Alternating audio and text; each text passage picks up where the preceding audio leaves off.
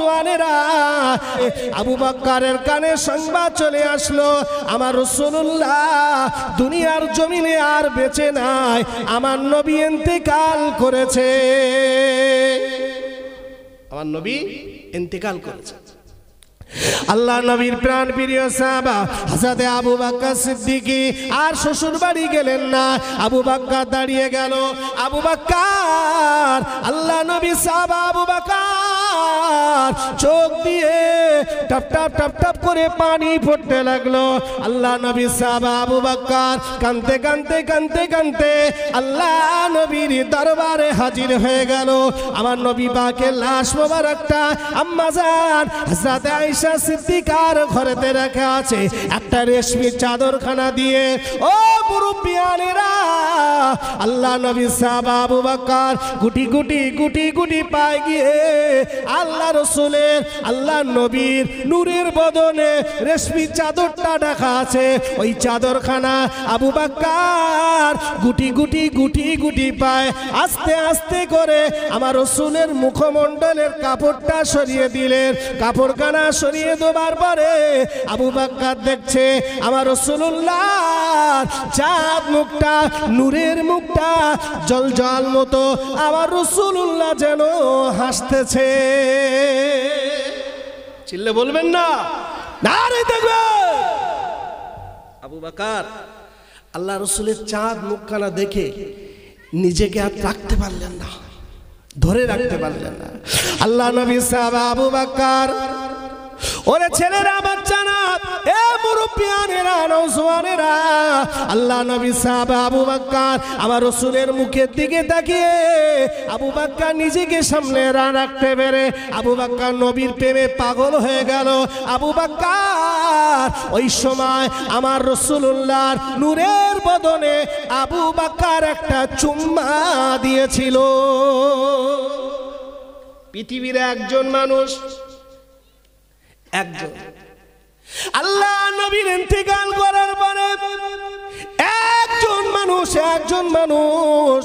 ওই মানুষটার নাম হলো সিদ্দিকে আকবর হযরত আবু বকর। আমার নবী ইন্তেকাল করার পরে আমার রাসূলের বদনে আবু বকর চুম্মা দিয়েছিল। আল্লাহ নবী সাহাবায়ে কেরামেরা কেঁদে কেঁদে জারে জার হয়ে যায়। আল্লাহ নবী সাহাবারা নবীর পাগলে দিওয়ানা, নবীর ইন্তেকাল করাতে গোটা মদিনা শরীফে কান্নার রোল পড়ে গেল। নবী সাহাবারা কেঁদে কেঁদে জারে জার হয়ে যায়, নবী নাই, নবী নাই, আমার নবী নাই, নবী নাই। নবীর শোকে পাগল হয়ে গেল। গোটা মদিনা শরীফটা যেন কিয়ামত হয়ে যায়। আল্লাহ নবী সাহাবা হযরত আবু বকর, হযরত ওমর ফারুকের কাছে গিয়ে বলে, ও ভাই ওমর, একটুকুনি যাও না ভাই, আমার রাসূলের চাঁদ মুখটা একটা বার দেখে আসো। হযরত ওমর রাদিয়াল্লাহু তাআলা আনহু আল্লাহ নবীর কাছে চলে গেল। চাঁদ মুখটা রেশমি চাদরটা সরিয়ে দিলেন। সরিয়ে দেওয়ার পরে ওমর রাদিয়াল্লাহু তাআলা আনহু দেখলেন আমার রাসূলুল্লাহ চাঁদ মুখটা, নূরের ঠোঁটটা টুকটুক টুকটুক করে নড়ে। হযরত ওমর আর থাকতে না পেরে, আল্লাহ নবী সাহাবা ওমর আর থাকতে না পেরে ওই সময় আল্লাহ রাসূলের নূরের ঠোঁটের কাছে হযরত ওমর নিজের কানটাকে লাগিয়ে দিলেন। কানটা লাগিয়ে দেওয়ার পরে আল্লাহ নবী সাহাবা ওমর রাসূলুল্লাহ যেন বলছে, ওমর নিজে কানে শুনছে আমার নবী ইন্তেকাল করার পরে তখন আমার নবী বলে, ইয়া রাব্বি হাবলি উম্মতি, ইয়া রাব্বি হাবলি উম্মতি, উম্মতি উম্মতি। হযরত ওমর খেপে গেল। হযরত ওমর এসে বলে, এ মদিনার মুসলমানেরা, হে রাসূলের সাহাবারা, হে মদিনার মানুষেরা, আর একটা বারের জন্য তোমরা যদি আমার নবীকে মরা বলো, আর একটা বার যদি বলো, তোমরা আমার নবীকে যদি বলো নবী মারা গিয়েছে, নবী ইন্তেকাল করেছে, তাহলে আমি ওমর আমার লাঙ্গার তরোয়ালখানা দিয়ে আমি ওমর তোমাদের কিন্তু শহীদ করে দেব, কল্লা লাভিয়ে দেব। আমি ওমর নিজে কানে শুনেছি আমার নবী ইন্তেকাল করেনি, আমার নবী এখনো জিন্দা আছে। কেউ যদি বলো যে নবী মারা গিয়েছে তাহলে কিন্তু আমি ওমর জানো তো আমি ওমর কেমন তোমরা জানো তো।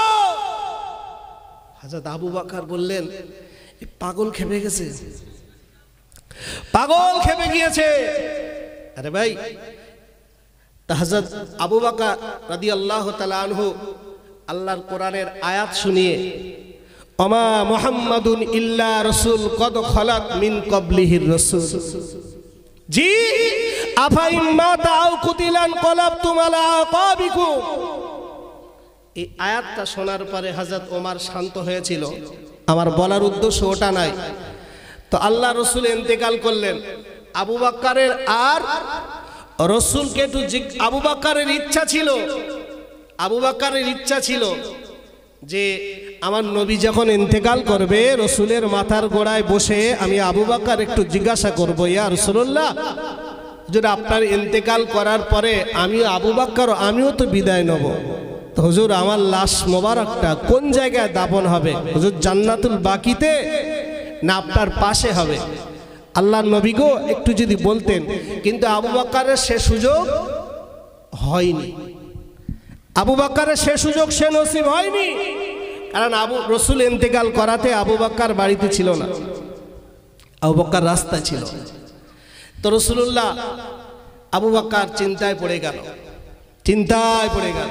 বাবাজি শোনেন, আল্লাহ রাসূলের লাশ মোবারকটা দুনিয়াতে কদিন ছিল বাপ? একটু বলতে পারেন? কেউ পারবেন? রাসূলের লাশ ইন্তেকাল করার পরে, নবী ইন্তেকাল করার পরে লাশ মোবারকটা দুনিয়ায় 3 দিন ছিল। কদিন? 3 দিন ছিল। আচ্ছা এই 3 দিন কেন ছিল কারো জানা আছে? জানা নেই। শোনেন, এই 3 দিন ছিল এই কারণে, আল্লাহ রাসূল হায়াতে জিন্দেগিতে থাকতে সাহাবারা বলতেন হুজুর আপনি তো বিদায় নেবেন, আপনি তো ইন্তেকাল করবেন, তা আপনার ইন্তেকাল করার পরে আমরা খলিফা কাকে বানাবো, নেতা আমরা কাকে বানাবো, ইমাম আমরা কাকে বানাবো? হুজুর আপনি যদি একটু বলে যেতেন আমাদের দিকটা সুবিধা হতো।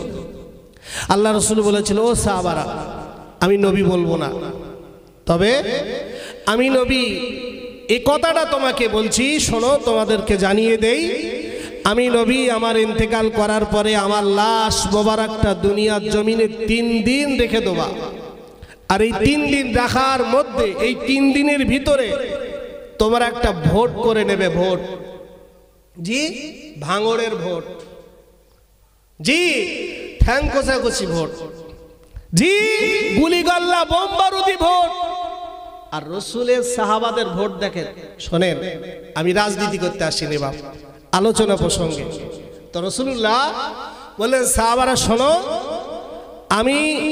আমি বলে যাব না কাকে তোমরা নেতা বানাবে, আমি বলে যাব না, তোমরা নিজেরা ভোট করে নেবে। তবে আমার লাশটা কবরে দিয়ে না, দুনিয়ায় রেখে তোমরা ভোট করবে। আমি নবী দেখবো তোমরা কাকে নির্বাচন করো, নির্বাচন হয়ে গেলে তারপরে আমার লাশটা নিয়ে দাফন করবে। জোরে বলেন সুবহানাল্লাহ। আচ্ছা বলেন, বাড়ির লাশ আছে, ওই সময় কোনো বিচার চলে? কথা বুঝলেন না? লাশ ঘরে আছে, মারা গেছে কেউ, ওই সময় যদি কেউ বিচার করে, বিচার কিসের বিচার? যে কোনো বিচার, যে কোনো ফয়সালা। ভোট তো দূরের কথা, বাড়ির পারিবারিক মীমাংসা হবে না। কারণ শোক করবে না ভোট করবে? আগে শোক, তারপর পরে মীমাংসা। যাকে লাশটা দাফন কাফন করেলেই, ডাল আলু ছানা মানে আলু ডাল খেয়েলেই, ডাল ভাত খেয়েলেই, তারপরে একটু কান্নাকাটা করে হাত মুখ মুছে তারপরে পরে হবে মানুষ মরে গেছে। আর রাসূল বললেন যে না, আমি থাকতে থাকতে তোমরা একটা ভোট করবে। আচ্ছা বলেন, নবী ইন্তেকাল করেছে, গোটা মদিনায় পাগলের কান্না রোল উঠে গেছে। হায় হায় হায় হায় হায়। আল্লাহ নবী সাহাবা আবু বকর গোটা মদিনার সাহাবাদের ডাকলেন। আল্লাহ নবী দিন দুনিয়ার বাদশাহ আমার নবী পাকের সাহাবা হযরত আবু বকর সিদ্দিক গোটা মুসলমানদেরকে ডাকলেন, রাসূলের সাহাবাদেরকে ডাকলেন। আল্লাহ নবী সাহাবাদেরকে ডেকে ও নওজওয়ানেরা, যুবকেরা, হযরত আবু বকর গোটা মুসলমানদেরকে একটা জায়গায় করলেন। একটা জায়গায় করার পরে আবু বকর ওই মজলিসের সভাপতি হয়ে গেলেন। সভাপতি হয়ে যাবার পরে আল্লাহ নবী সাহাবা আবু বকর বললেন, ও মুসলমানেরা শুনে রেখে দাও, আল্লাহ নবী ইন্তেকাল করেছে, অতএব আমার নবী বলে গিয়েছে আমি রাসূলুল্লাহ, তোমরা আমার লাশটাকে দুনিয়ায় রেখে তোমরা একটা নেতা বানাবে, লিডার বানাবে, তোমরা খলিফা বানাবে। আর খলিফা হবার পরে তারপরে আমার লাশটা দাফন করবে। ও রাসূলের সাহাবারা, আমি আবু বকর বলছি বাবা, ভোটাভুটি করার দরকার নেই, ভোটাভুটি করার দরকার নেই। আমি আবু বকর বলছি, আমি আবু বকর বলছি, নেতা যদি বানান, খলিফা যদি বানান, আমার ভাই ওমর ফারুক কি বানানো হো। ভোটাভুটি করার দরকার নেই, ভোটাভুটি করে কি লাভ, বরঞ্চ আমার ভাই ওমর ফারুকই, আমি আবু বকর বলছি আমার তরফ থেকে, আপনারা মানতে পারেন নাও পারেন, এটা আমার ব্যক্তিগত মত। আমি আবু বকর বলছি, খলিফা আমার ভাই ওমর ফারুক হোক। এখন একবার দুরূদ শরীফ পড়েন, আল্লাহুম্মা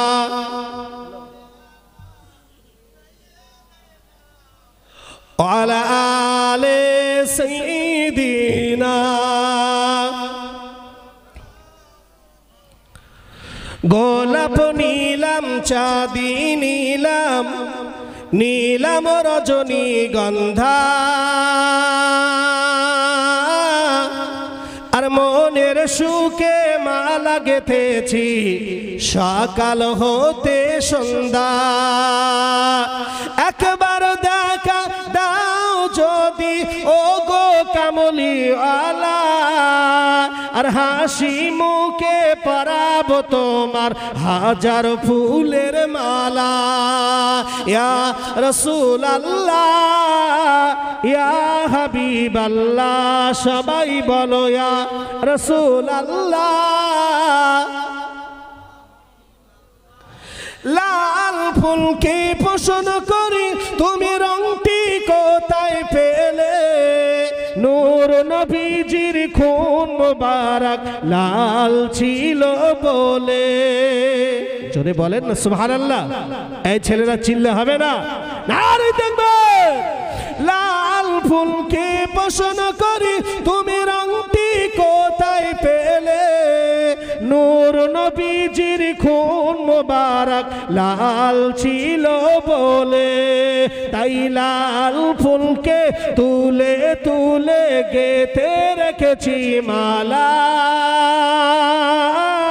আর সুযোগ বুঝে পরাবো তোমার লাল ফুলের মালা।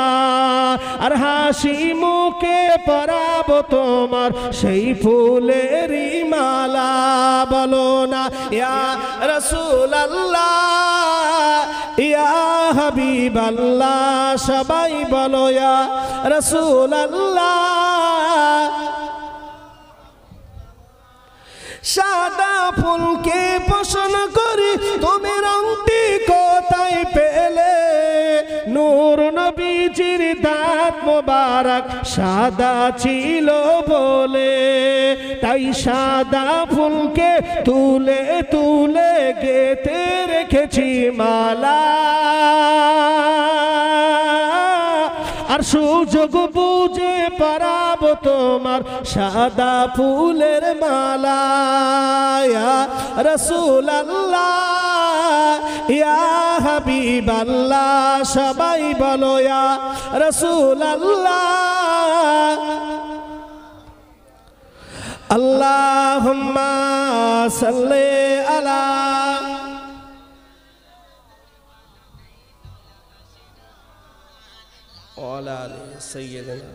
মাওলানা মুহাম্মদ। বাবাজি আলোচনায় চলে, আমি যে কথা বলছিলাম, তা হযরতে আবু বকর বললেন, ও মুসলমানেরা শোনো, ভোটাভুটি করার দরকার নেই। ভোট যদি করতে হয়, নেতা যদি বানাতে হয়, আমার ভাই ওমর ফারুককেই বানানো হোক। জোরে বলেন সুবহানাল্লাহ। এখন মজলিসে যত লোক আছে নবীর সাহাবারা, ওদের ইচ্ছা যে খলিফা আবু বকরই হোক। ভাই, গ্রামে কিছু কিছু মানুষের নেতা হলে কিছু কিছু মানুষ পছন্দ করে, কথা বলে পছন্দ করে না। তার মনটা চায় অমুক ব্যক্তি না হয়ে যদি অমুক ব্যক্তি হতো, তাহলে আমাদের দিকটা একটু ভালো হতো, অন্তত এই ছেলেটা ভালো, একটু কাজ হতো, দেশের দশের ভালো হতো। আর এই কোথাকার চোরচাপটা শুধু খাবে ঝাড়বে, মনের দিকতে যেন সাকসেসফুল হয় না। মুসল্লিদের ইচ্ছা যে নেতা আবু বকর হোক। যেহেতু আবু বকর নম্বরও, আবু বকর ভদ্র, আবু বকর আমলে ভালো, আবু বকর ইবাদতে ভালো, আবু বকরের নরম মেজাজ, আবু বকর শান্ত ছেলে, আবু বকর ভালো ছেলে, আবু বকর। আর ওমর তো ধত্তক্কা মারবে রে, তা বলতি তরল বের করবে, জি তোর মাথা লোবতা লেবে, সেই ওমর। এখন মুসলিমরা বলছে ভাই আবু বকর, আমাদের তো ইচ্ছা আপনি হন, তা আপনি বলছেন ওমর ফারুক হবে, তো আপনার মুখের কথা আমরা মানব না, ওর পিছনে কিছু দলিল আদেল্লা দিতে হবে, কিছু যুক্তি যদি আপনি দেখাতে পারেন তাহলে আমরা ওমরকে খলিফা বলে মেনে নেব। ভালো, তাহলে তোমাদের আবার যুক্তি দিতে হবে? আচ্ছা হ্যাঁ, যুক্তি তো অবশ্যই লাগবে। আব্বাজান ইমানদারেরা, নওজওয়ানেরা, তরুণেরা ও যুবকেরা, ভুল আমাকে বুঝবেন না। আল্লাহ নবী সাহাবা ওমর, আল্লাহ নবী সাহাবা আবু বকর ওই সময় মুসলমানদেরকে বলেছিল, ও নবী পাকের সাহাবারা, আমি আবু বকর আল্লাহ নবীর কানে, আমি রাসূলুল্লাহর কানে, আমি নিজে কানে শুনেছি, নিজে কানে আমার রাসূলের জবান থেকে আমি শুনেছি। আল্লাহ নবী বলেছেন, লা বাদি নবিয়া, আমি নবী, আমার পরে আল্লাহ কাউকে নবী বানাবে না। লা বাদি নবিয়া, আমার পরে আল্লাহ কাউকে নবী বানাবে না। লাকানা ওমরুন, লাকানা ওমরুন, আল্লাহ যদি কাউকে নবী বানাতেন, আল্লাহ যদি কাউকে নবী বানাতেন, লাকানা ওমরুন, আল্লাহ নিশ্চয়ই ওমর ফারুককে নবী বানাতেন। রাসূল বললেন, লা বাদি নবিয়া, আমি নবী হলাম শেষ নবী, আমার পরে আর কোন নবী আসবে না। লাকানা ওমর, আল্লাহ যদি কাউকে নবী করতেন তাহলে নিশ্চিত ওমর ফারুকই নবী হতো। আল্লাহ নবী সাহাবা আবু বকর বললেন, ও মুসলমানেরা, ও নওজওয়ানেরা, তরুণেরা, ও যুবকেরা, ভুল আমাকে বুঝবেন না বাবু। আল্লাহ নবী সাহাবা ওমর বললেন, ও মুসলমানেরা শুনে রেখে দাও, আমার নবী বলেছে আমি নবী শেষ নবী, আমার পরে আল্লাহ আর দ্বিতীয় কোনো নবী বানাবে না। নবীর খাতা কেটে গিয়েছে, নবীর খাতা বন্ধ হয়ে গিয়েছে, আর কোনো নবী আসবে না, আর কোনো নবী হবে না। কিন্তু নবী বলেছেন যদি কাউকে নবী বানাতেন নিশ্চয়ই ওমরকে নবী বানাতেন। আল্লাহ নবী সাহাবা বলে, নবী সাহাবারা শুনে রেখে দাও, আমার নবী তো নেই, কিন্তু নবীর জায়গাটা ফাঁকা পড়ে আছে। নবী নাই, নবীর জায়গাটা ফাঁকা পড়ে আছে, আর ওমর ফারুক হায়াতে আছে, এতে নবীর ওই জায়গাটা ওমর ফারুক কি দোবাহ। দলিল দিয়েছে, যা দলিল কাটা যাবে, কথা বলেন। আবু বকর যে দলিল দিয়েছে রাসূলের হাদিস মোতাবেক, এখন নবী এই চেয়ারটায় বসতেন, নবী আর নেই, নবীর চেয়ারটা ফাঁকা, এখন ওমর ফারুক বেঁচে আছে, যেহেতু নবী ওমরের কথা বলেছে, যদি নবী হওয়ার যোগ্য আল্লাহ যদি কাউকে বানাতেন নিশ্চয়ই ওমর হতো। তা রাসূল ইন্তেকাল করেছে, ওমর বেঁচে আছে, চেয়ারটা ফাঁকা, ওই চেয়ারটায় আমি আবু বকর না বসে আমার ভাই ওমর ফারুকই বসুক না, জোরে হবে না, চিল্লে হবে না। এখন মজলিসে সবাই রাজি, কিছু আর করার নেই, মাথা হ্যাট। এখন মজলিসের এক কোণে ছিল হযরত ওমর, ওখান থেকে হাত উঁচু করেছে, আমার কিছু বলার আছে, এসো, যা বলবে স্টেজে এসো, মেম্বারে এসো, স্টেজে এসে বলো। ওমর চলে আসলেন, আবু বকর যে জায়গায় দাঁড়িয়ে ভাষণ দিচ্ছিল, আবু বকর সরে গেলেন, ওমর আসলেন। ওমর এসে বলছে, ও মুসলমানেরা, আমার ভাই আবু বকর আমার নাম প্রস্তাব দিল এবং তার পিছনে একটা হাদিসও দিল। তা আমি ওমর, আমার বাহ্যিক দিকটা তোমরা ভালো জানো, কিন্তু আমার ভিতরটা কি আছে এটা দেখবে না? জি, সাইনবোর্ড বেড়ে রেখেছে বিরাট, এখানে মুদিখানার যাবতীয় মাল সুলভ মূল্যে পাইকারি এবং খুচরো পাওয়া যায়। চাচা 500 ডাল দাও দিন, তাহলে এখনো আসেনি, অর্ডার করেছি তা আসেনি। 100 সর্ষের তেল দাও, তাহলে এখনো সে ভাঙাতি দিয়েছি মিলিতে, সে এখনো ঘর পর্যন্ত আসেনি। তা 2টো ডিম দাও, তা বলছে গত 1 সপ্তাহ পোলট্রির ডিম পাওয়া যায় না। তা একটু সয়াবিন দাও, তা তো সেও অর্ডার দিয়েছে, তা ঘর ডিম সে এখন এসে পৌঁছায়নি। তা একটু নয় শাকারিন দাও, পানিতে গুলে খাই, তাহলে কোথায় যে রেখেছি তাও পাচ্ছি না। আপনি বলুন, এখন আমি যদি বলি চাচা তুমি দোকানে সাইনবোর্ড মেরে রেখেছো, আমার দোকানে যাবতীয় মুদিখানার দ্রব্য মূল্য সুলভ মূল্য এবং খুচরো পাইকারি পাওয়া যায়, তোমার দোকানে ডাল পাওয়া যায় না, তোমার দোকানে চিনি পাওয়া যায় না, তোমার দোকানে ডিম পাওয়া যায় না, তা কি চুলকুনিতে সাইনবোর্ড মেরে রেখেছো, সাইনবোর্ড খোল। আচ্ছা, আমি যদি সাইনবোর্ড খুলতে বলি বড্ড ভুল বলবো? কথা বলেন, বড্ড কি ভুল বলবো? ও সাইনবোর্ড মেরে রেখেছে, এখানে সব পাওয়া যাবে, কিন্তু ওর ভিতরে কিছু নেই। তা ওমর বলছে, দেখো আমি ওমর, আমাকে যে তোমরা নেতা বলে মানছো, শোনো আমি ওমর, আমার যা রাগ আমি তা বলতে তরোয়াল বার করি। আমি ওমর, আমার যা রাগ, আমি আমার এই কড়া মেজাজ তোমরা সহ্য করতে পারবে না। আর আসলে আমার দেশ চালানোর ক্ষমতা আছে কি না আছে এটা আমি ওমর আমি জানি। এতএব শোনো, আমি ওমর বলছি আমার ভাই আবু বকরই খলিফা হোক। জোরে বলেন। ওরা খলিফা মানে আরে প্রধানমন্ত্রী সেটেল হচ্ছে গো, মুসলিম জাহানের খলিফা, গোটা ওয়ার্ল্ডের মুসলিম জাহানের রাষ্ট্রপতি খলিফা নির্বাচন হচ্ছে গো। মুসলিম জাহানের নেতা আমিরুল মুমিনিন খলিফাতুল মুসলিমিন হযরত আবু বকর, হযরত ওমর, হযরত উসমান, হযরত আলী, সেই নির্বাচন হচ্ছে। এখন মুসল্লিরা বলছে, ভাই ওমর, ইচ্ছা তো আমাদেরও আবু বকর হোক, কিন্তু আবু বকর যে দলিল দিয়েছে ওই দলিল তো কাটা যাচ্ছে না। এখন ওই দলিল আপনাকে কাটতে হবে। আপনি যে আবু বকরকে বলছেন আবু বকর হোক, তো আবু বকরের বসাতে গেলে একটা দলিল দরকার, যুক্তি দরকার, হাদিস দরকার। আপনি যদি ওই হাদিস দিয়ে যদি ওই হাদিসটা কাটতে পারেন, তাহলে আমরা আবু বকরকে মানব। তাহলে তোমাদেরও আবার হাদিস শোনাতে হবে, তাহলে অবশ্যই আমরাও শুনব। আপাদান ইমানদারেরা, নওজওয়ানেরা, যুবকেরা, তরুণেরা, ওই সময় আল্লাহ নবী সাহাবা হযরত ওমর রাদিয়াল্লাহু তাআলা আনহু, আল্লাহ রাসূলের একদিনকার ঘটনার কথা মনে পড়ে যায়।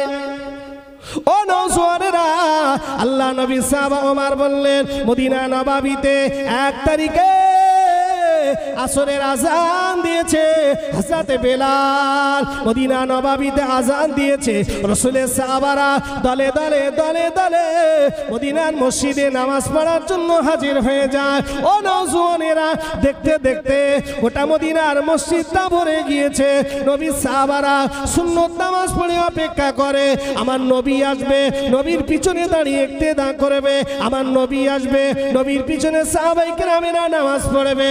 কিন্তু না না, দেখতে দেখতে নামাজের সময় হয়ে যায় না, সময় টাইম ওভার হয়ে যায়, আরো দেরি হয়ে যায়, 10 মিনিট 20 মিনিট 1 ঘন্টা হয়ে যায়। না না না না, আমার রাসূলুল্লাহ মদিনার মসজিদে আসে না। আমার নবী মদিনার মসজিদে যখন আসে না, আল্লাহ নবী সাহাবারা হযরত আবু বকরকে বললেন, ও ভাই আবু বকর, আপনি একটু নামাজটা পড়ান। আবু বকর বললেন, না, আমার নবীর জায়গায় দাঁড়িয়ে আমি আবু বকর নামাজ পড়াতে পারবো না।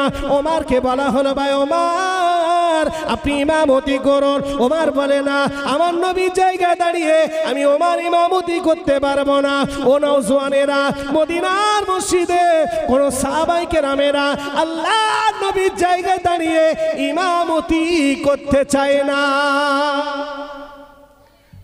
হযরত ওমর বলছে যে রাসূল তখনও আসে না, সব রসুলের অপেক্ষায় তাকিয়ে আছে। একজন সাহাবা মদিনার মসজিদের একজন মুসলমান মুসল্লি, সে তখন বলছে যে আমার নবী মনে হয় ঘুমিয়ে পড়েছে, চলো না নবীকে একটু ডেকে আনি।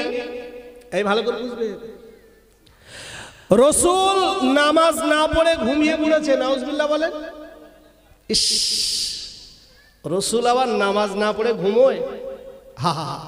আব্বা, এবারে ওমর তখন বলছে এটা কি করে রে? ওমর তখন বলছে ভাই তুমি কি বললে? তা বলছে না ভাই নবী মনে ঘুমিয়ে পড়েছে। তো আমার নবী যে নামাজ না পড়ে ঘুমাচ্ছে এটা কি তোর বিশ্বাস হয়? তোর বিশ্বাস হয়? তা বলছে হলেও হতে পারে।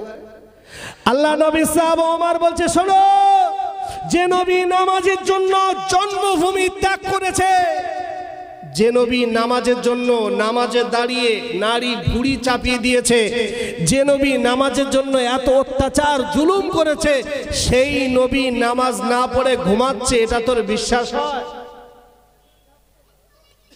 আল্লাহ নবী সাহাবা ওমর বললেন, ও নবী বাগের সাহাবারা, ও মুসলমান, ধরে নিলাম তুমি আমার নবী ঘুমিয়ে পড়েছে, তা আমার নবীকে তুমি ডাকবে কিভাবে?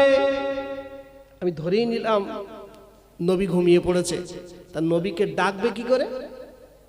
এই নবী ওঠ। আমরা যেরকম আমাদের ইমামদের ডাকি, ও হুজুর ওঠো, ওই হুজুর ওঠ, কত রকমের স্টাইল কথা। আর ওমর বলছে তুই যে আমার নবীকে ডাকবি, কি করে ডাকবি? আল্লাহ নবী সাহাবা ওমর বললেন, ও নবী বাগে সাহাবারা, আমরা মানুষ তো দূরের কথা, ফেরেশতা জিবরিল আমিন আমার নবীকে ডাকতেন না, না কোথায় হাত দিয়ে ডাকবে? ফেরেশতা জিবরিল আমিনের সাহস হতো না। আল্লাহ নবী ঘুমিয়ে থাকতেন, জিবরিল আমিন চলে আসলেন, অনেক সময় ওহী নিয়ে আসতেন, ওহী নাজিল হয়ে যেতেন। ও বাবাজিরা, ভুল আমাকে বুঝবেন না। আল্লাহ নবী সাহাবা ওই সময় ওমর বললেন, জিবরিল আমিন আমার নবীকে মাথায় হাত দেবে না গায়ে হাত দেবে? আমার নবীর চাদরে হাত দেবে না পায়ে হাত দেবে না পিঠে হাত দেবে? আমার নবীর কোথায় হাত দেবে? জিবরিল আমিন খুঁজে পেতেন না, জিবরিল আমিন ভয় পেতেন, জিবরিল আমিন বেয়াদবি হয়ে যাবে, বেয়াদবি হয়ে যাবে, আল্লাহ নারাজ হয়ে যাবে, নবী দুঃখ পাবে, আমি জিবরাইল কিভাবে ডাকবো? কিছু সময় আল্লাহ নবীর পায়ের তলায়, ওই পায়ের তলায় ফেরেশতা জিবরিল আমিন পাখনা দিয়ে পাখনার মতন করে আস্তে করে বুলিয়ে দিতেন, আমার নবীর ঘুম ভেঙে যেত। তুই জিবরিল আমিন নবীকে ডাকবে সাহস পায় না, আর তুই কোথাকার কে আমরা হাতে দে, নবী ঘুমাচ্ছে আর তুই ডাকতে যাবি? কিভাবে ডাকবে? কিভাবে ডাকবি? ইস, ফেরেশতা ওই সাহাবাটা থমকে দাঁড়িয়ে গিয়েছে। ইস, আমি কি ভুল করতে যাচ্ছি? এদিকে মদিনা নবাবিতে আসরের নামাজের ওভার হয়ে যাচ্ছে, এবারে নামাজ কাজা হয়ে যাবে। এই হাদিসটা হযরত ওমর বর্ণনা করছেন, অজ ভুলে যাবেন না, অজ জায়গায় আছে কিন্তু ভুলে যাবেন না বাবাজি। হযরত ওমর বলছে যে মদিনা নবাবিতে আসরের নামাজ এবারে কাজা হয়ে যাবে, কেউ যায় না, রসুলের জায়গায় দাঁড়িয়ে ইমামতি করবে, রসুলের কোন সাহাবারা সাহস পায় না। হযরত ওমর বলছে, ও মুসল্লিরা, তা আমার নবী যদি নাই আসতে পারে, তাই বলে কি তোমরা কি নামাজ পড়বে না? নামাজ তো এবার কাজা হয়ে যাবে। তা ঠিক আছে ভাই বেলাল, আমি ওমর ইমামতি করব, জোরে বলেন সুবহানাল্লাহ। ওমর সাহস নিয়ে যে নবী নাই আসবে, নবী যদি ইন্তেকাল করে, মনে করো নবী তো মারা যাবে, সবাই মরে যাবে, আমরা নবীও ইন্তেকাল করবে, নবীও বিদায় নেবে, তা নবীজি যখন ইন্তেকাল হয়ে যাবে মদিনার মসজিদে তালা পড়ে যাবে যে নবী আসে না বলে আর নামাজ পড়বো না?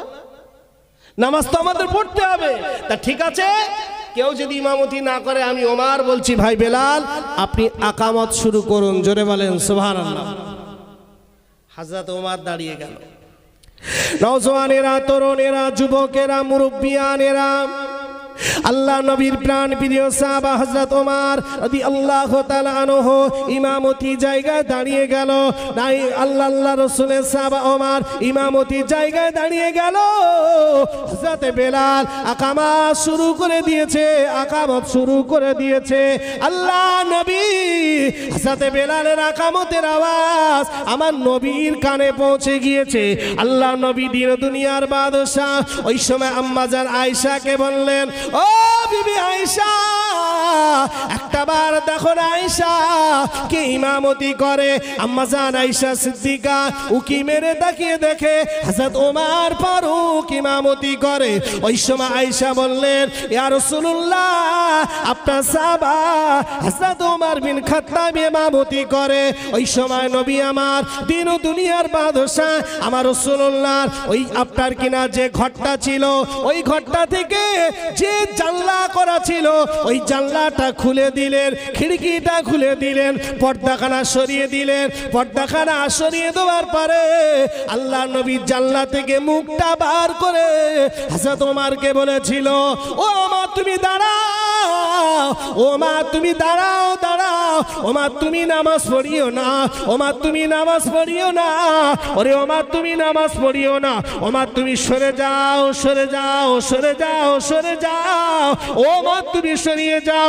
আমার প্রিয় সাহাবা, আমার মুহাব্বতি সাহাবা, আমার প্রেমিক সাহাবা, আমার আবু বকরকে দাঁড়িয়ে দাও।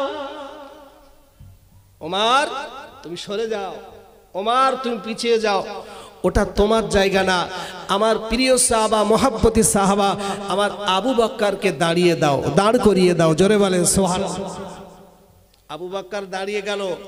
ওমর বলছে, শোনো ও নবীর সাহাবারা, আমার নবী সেদিন যদি আমি ওমর আমার ইমামতিটা অ্যাকসেপ্ট করে নিত, আমার ইমামতি মেনে নিত, নিশ্চিত করে আমি ওমর খলিফা হতাম। অতএব সেদিনই আমার নবী আমার ইমামতি মানিনি, আমার ভাই আবু বকরকে মেনে নিয়েছে। অতএব ইমামতি খলিফা হওয়ার যোগ্য, নেতা হওয়ার যোগ্য আমি না, আমার ভাই আবু বকর। জোরে বলেন সুবহানাল্লাহ। এর নাম নেতা, এর নাম ভোট, এর নাম গণতন্ত্র। আমার নবী মুহাম্মদ গণতন্ত্র শিখিয়ে গিয়েছে, জি, এর নাম নেতা। আমি হব না তুমি হও, দরকার নেই, আমার দরকার নেই। কারণ আল্লাহ নবী বলেছেন, কুল্লুকুম রাঈন ওয়া কুল্লুকুম মাসউলুন আন রাইয়াতিহি। প্রত্যেকটা মানুষকে আল্লাহ পাক রাখালির দায়িত্ব দিয়েছে। প্রত্যেকটা মানুষকে আল্লাহ রাখালির দায়িত্ব দিয়েছে। শুধু ছাগল গরু চড়াবে ওদের রাখাল নয়, প্রত্যেকটা মানুষকে আল্লাহ রাখালির দায়িত্ব দিয়েছে। একজন বক্তা তার শ্রোতাদের কাছে আল্লাহ তাকে রাখাল করেছে, একজন ইমাম তার মুসল্লিদের কাছে আল্লাহ তাকে রাখাল করেছে, একজন গ্রামের মেম্বার তার গ্রামবাসীর কাছে রাখাল করেছে, একজন দেশের প্রধানমন্ত্রী তার দেশের জনগণের কাছে রাখাল করেছে, একজন আপনার কিনা ডাক্তার তার রোগীর কাছে আল্লাহ তাকে রাখাল করেছে, একজন মাস্টার তার ছাত্রদের কাছে রাখাল করেছে। জি, যে যে পর্যায়ে আছে সেই পর্যায়ে রাখাল আল্লাহ তাকে করেছে। আপনি ডাক্তার নন, আপনি মাস্টার নন, আপনি এমএলএ না, আপনি ব্যারিস্টার না, আপনি ইমাম না, আপনি বক্তা না, আপনি হলেন আপনার পরিবারের গার্জিয়ান, পরিবারের গার্জিয়ান। জোরে বলেন সুবহানাল্লাহ। আপনার পরিবারে দুটো ছেলে আছে, তিনটে মেয়ে আছে, দুটো চারটে সন্তান আছে, জি, আপনার বিবি আছে, আপনার মা আছে।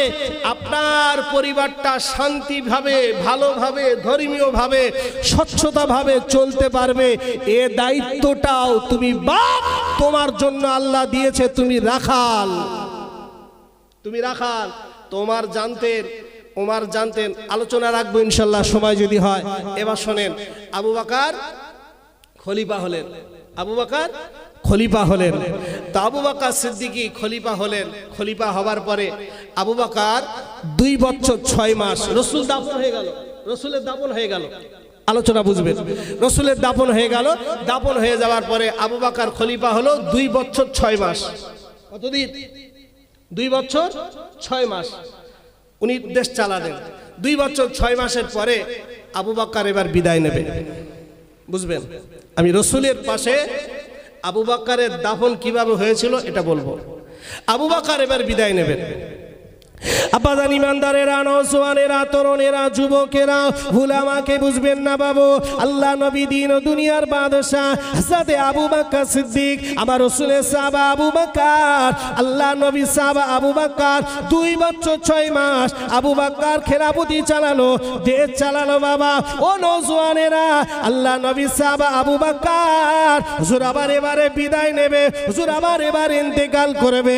ইন্তেকাল করার আগে আল্লাহ নবী সাহাবা হযরত আলী হুজুরকে ডাকলেন, ও বাবা আলী, শোনো না আলী, আমি আবু বকর, আমিও তো বিদায় নেব, আমিও তো পর্দা নেব। ওরে ভাই আলী রে, আমি আবু বকর, আমার ইন্তেকাল করার আগে আলী তোমাকে আমি কিছু নসিহত করে যাই। আলী রে, একটা বার তুমি একটু শুনে না। নবী সাহাবা আলী ওই সময় আবু বকরকে বললেন, ভাই আবু বকর, কি আমাকে নসিহত করতে চাও? আলী, আল্লাহ নবীর সাহাবা আবু বকর বললেন, ভাই আলী, ওরে আলী রে, আমি আবু বকর যখন ইন্তেকাল করব, আমি আবু বকর আমার ইন্তেকাল করার পরে আলী রে, তুমি আমাকে তোমার এই হাত কানা দিয়ে আমি আবু বকরের একটু গোসল করিয়ে দিও। হযরত আলী বললেন, ভাই আবু বকর, ওরে আবু বকর, ওরে আবু বকর, আবু বকর, নবীর এত সাহাবা থাকতে আমি আলী কেন গোসলটা করাতে যাব? ওই সময় আবু বকর বললেন, আলী রে, ওরে আলী, তোমার এই হাত কানা দিয়ে আমার রাসূলকে তুমি গোসল করে দিয়েছো, তোমার হাত কানা দিয়ে আমার নবীকে তুমি গোসল করে দিয়েছো। যে হাত কানা দিয়ে আমার নবীকে গোসল করে দিয়েছে, ওই হাত কানা দিয়ে আমি আবু বকর আমাকে একটু গোসল বানিয়ে দেবে।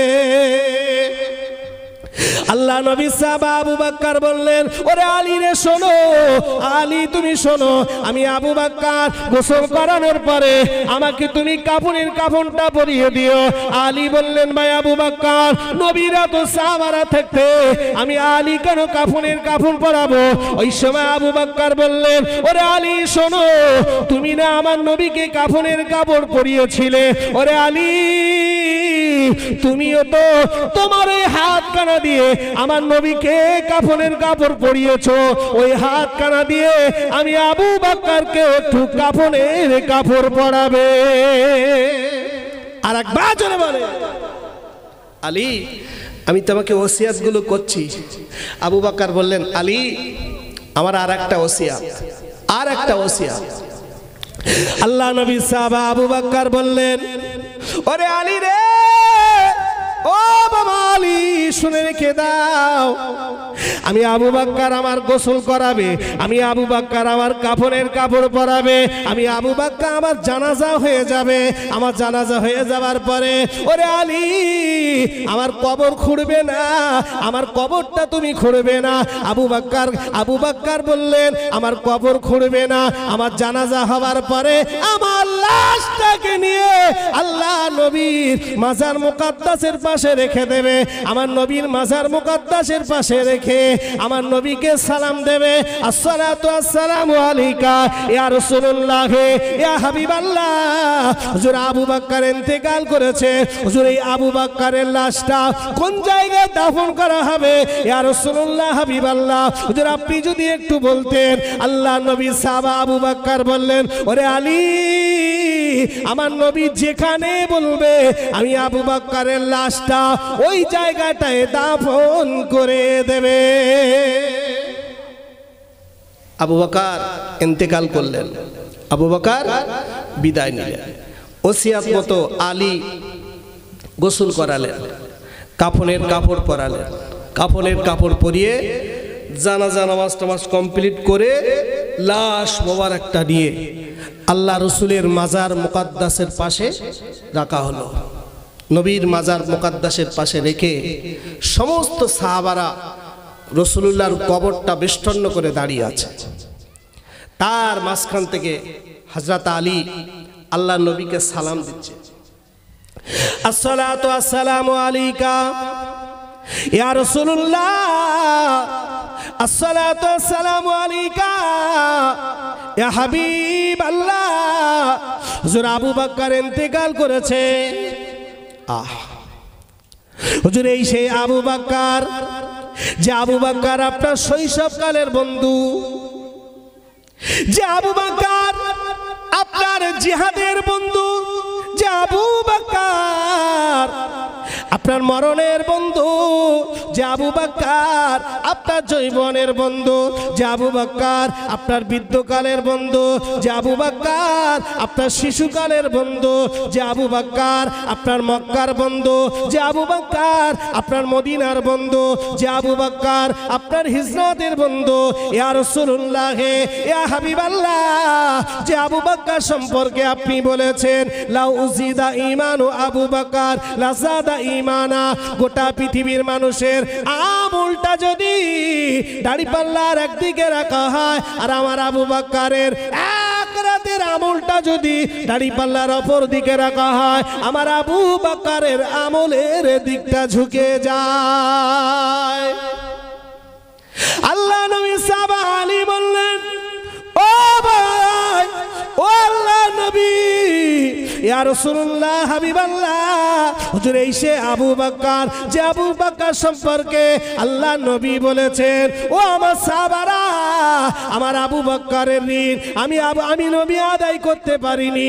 আমি রাসূলুল্লাহ, আমি আমার সমস্ত সাহাবাদের ঋণ আমি নবী আদায় করতে পেরেছি, কিন্তু না না না, আমার আবু বকর ইসলামে যে অবদান, আমার আবু বকরের আমি নবী আমার প্রতি যে অবদান, আমি রাসূলুল্লাহ দুনিয়ার জমিনে আমি নবী আমার আবু বকরের ঋণ আমি নবী আদায় করতে পারিনি। আল্লাহ পাক কিয়ামতের দিনে ময়দানে মাশারে আল্লাহ পাক নিজে হাতে আমি নবী আমার পক্ষ থেকে আমার আল্লাহ আবু বকরের ঋণ পরিশোধ করবে। গোটা সাহাবার সমস্ত সাহাবাদের ঋণ আল্লাহর নবী আদায় করে গেছে, কিন্তু আবু বকরের ঋণ আল্লাহর নবী আদায় করতে পারেনি। আবু বকরের পক্ষ থেকে ময়দানে মাশারে আল্লাহ পাক স্বয়ং আবু বকরের ঋণ আদায় করবে। সুবহানাল্লাহ বলেন। সেই আবু বকর, আলী বলছে হুজুর এই সেই আবু বকর, যে আবু বকর আপনার শৈশবকালের বন্ধু, বৃদ্ধকালের বন্ধু, যৌবনকালের বন্ধু, হিজরাতের বন্ধু, মক্কার বন্ধু, মদিনার বন্ধু, ছোট্টবেলার বন্ধু, যৌবনকালের বন্ধু, নামাজের বন্ধু, যে আবু বকর আপনার হিজরাতের বন্ধু। আবু বকর সিদ্দিক হুজুরের কথা বলছি না, আল্লাহর নবীর বড় খলিফা হযরতে আবু বকর সিদ্দিক রাদিয়াল্লাহু তাআলা আনহু। এই আবু বকর ইন্তেকাল করার পরে আবু বকর সিদ্দিকের দাফন হয়েছিল কোথায়, কেউ বলতে পারে? নবীর পাশে। গুড, নবীর পাশে। আচ্ছা, এই যে নবীর পাশে দাফন হয়েছে, আল্লাহ রসুল কি জীবদ্দশায় বলে গিয়েছিল যে আমার ইন্তেকাল করার পরে আমার আবু বকরের লাশটা আমি নবী আমার পাশে দাফন করো? জি বলেনি। তাহলে আবু বকরের দাফন কি করে হলো? আবু বকরের দাফন কি করে হলো? এরা যে আবু বকরকে কাফের বলে, এরা আবু বকরের পুতুলের গায়ে কুশপুতুল করে আবু বকরের গায়ে জোয়ান তরুণ ছেলেরা দাঁড়িয়ে পেশাব ফিরে দেয়। আবু বকরের ঈমান সম্পর্কে জানে? আল্লাহ রসুল যখন ইন্তেকাল করে, রসুলের শরীর খুব অসুস্থ, খুব খারাপ। তা আবু বকর রসুলের পাশে আছে, থাকতে থাকতে আবু বকরের বিবি একটু আবু বকর সিদ্দিকীকে ডেকেছে, স্বামী আপনি একটু বাড়ি আসেন, আপনার সাথে দরকার। আবু বকর বাড়ি চলে গেলেন।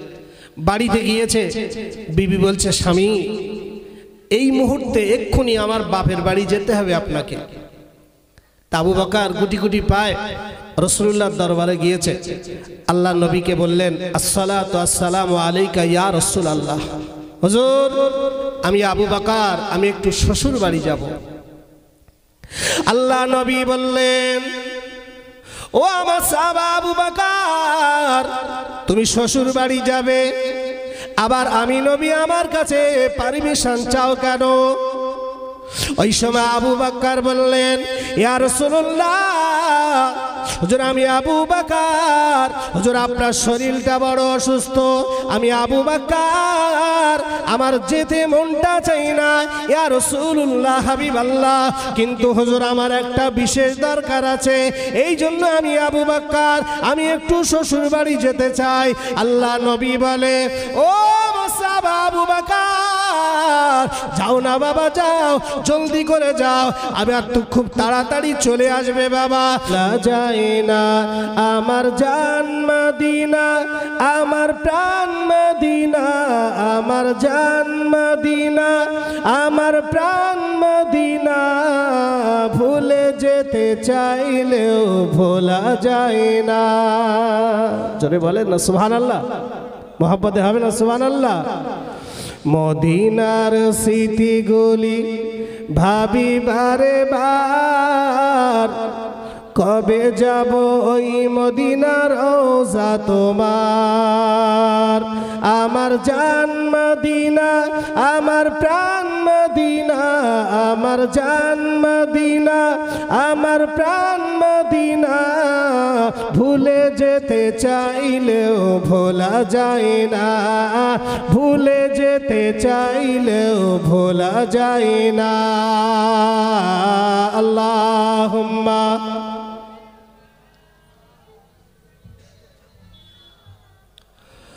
ওয়ালা আলে সাইয়্যিদিনা। তুমি দিয়েছো একটু কলমা থেকে লা ইলাহা ইল্লাল্লাহ, লা ইলাহা, একটু বাড়িয়ে রাখো না, কমাচ্ছ কেন, টনটা একটু বাড়াও না। লা ইলাহা ইল্লাল্লাহ, बस मेरे आँखों की पुतली में जलवा मोहम्मदी का, मेरे दिल के आईना में नक्शा है मोहम्मद का, कोई जन्नत में जाएगा, कोई दोज़ख में पहुँचेगा, मदीने की तरफ दौड़ा हो दीवाना मोहम्मद का। अल्लाहुम्मा माशाअल्लाह माशाअल्लाह, उच्च कंठे वाला आले।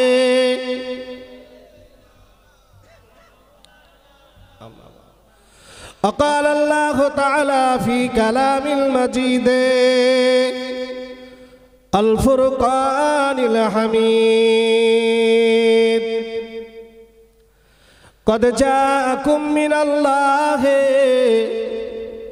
نور وكتاب مبين قال النبي صلى الله عليه وسلم اطلبوا العلم من المهد إلى اللهب وقال الله تعالى في آية أخرى رضي الله عنهم ورضوا عنه قال النبي صلى الله عليه وسلم الصحابة كالنجوم بأيهم اقتديتم اهتديتم أو كما قال عليه السلام।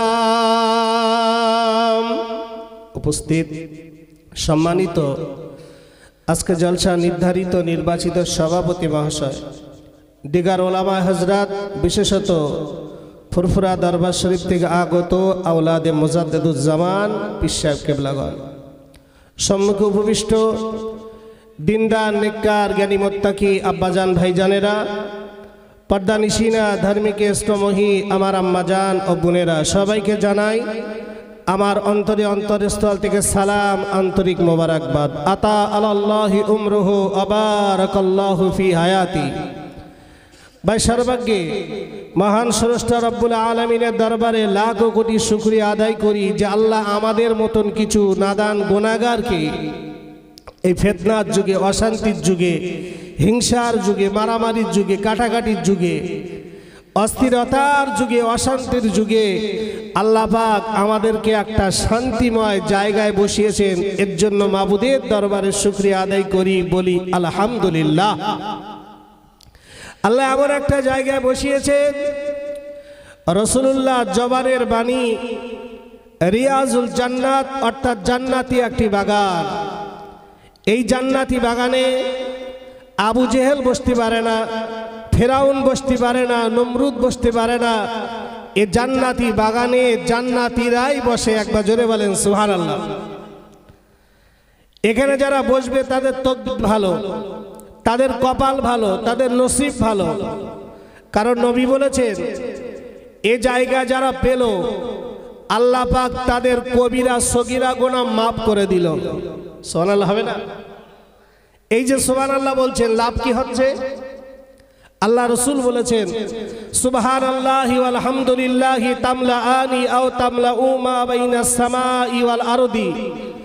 আল্লাহর কোন বান্দা আর মান্দি যদি একবার সুবহানাল্লাহ অথবা একবার আলহামদুলিল্লাহ বলে, ওই বান্দা বান্দির নামায় আমলে আসমানের নিচে আর জমিনের উপরে এই যে বিরাট ফাঁকা জায়গা দেখতে পাচ্ছেন, এই ফাঁকা জায়গাটা আমার আল্লাহ নেকিতে ভরিয়ে দেয়।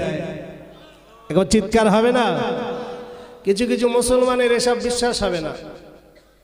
মুসলমান বিশ্বাস করে লটারি কাটলে আমার 50,000 টাকা পড়বে, ওটা ভালো বিশ্বাস করে। এটা জান্নাতি বাগান বিশ্বাস হবে না।